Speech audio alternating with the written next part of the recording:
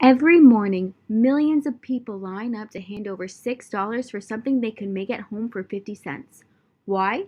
Because Starbucks doesn't actually sell coffee, they sell belonging.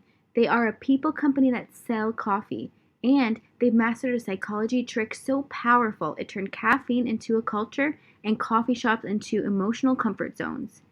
Today, we're breaking down how Starbucks built a multi-billion-dollar empire. So grab your overpriced latte, this one's going to sting a little.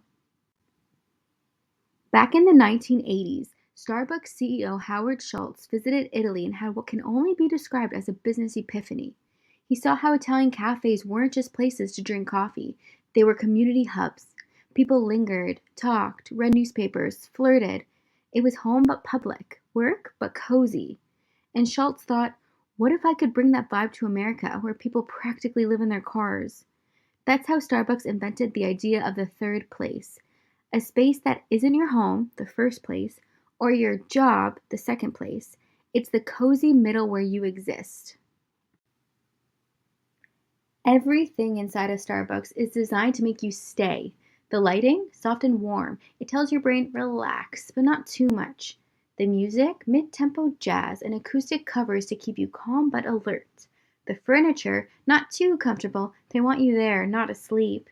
And that smell, it's not just coffee beans. Starbucks pumps roasted coffee scent through their ventilation system. Seriously, that's mostly why you can't smell any of the food that they make.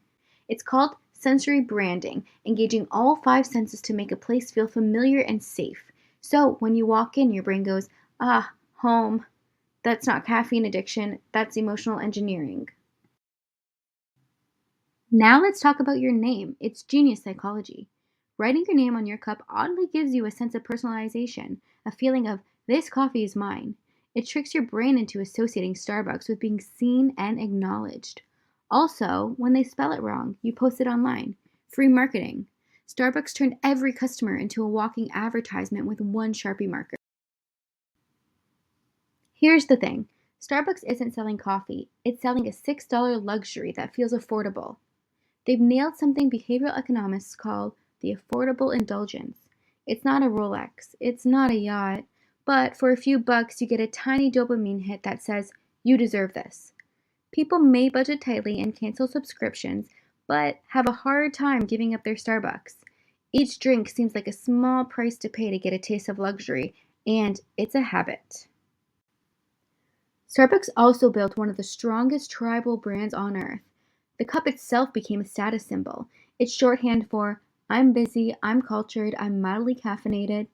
And when they launched the Starbucks Rewards app, they gamified loyalty, making you spend more and try new things that you will later buy with real money and not points. So the next time you sip that latte, remember you're not buying a drink, you're buying comfort, luxury, and a sense of self. Starbucks didn't just change coffee culture, they rewired how we experience everyday indulgence. And that's the real secret behind their global success. If you like this breakdown of Starbucks strategy, hit that like button and subscribe for more bite sized MBA lessons. Because the next time you buy something, there's probably a strategy behind it.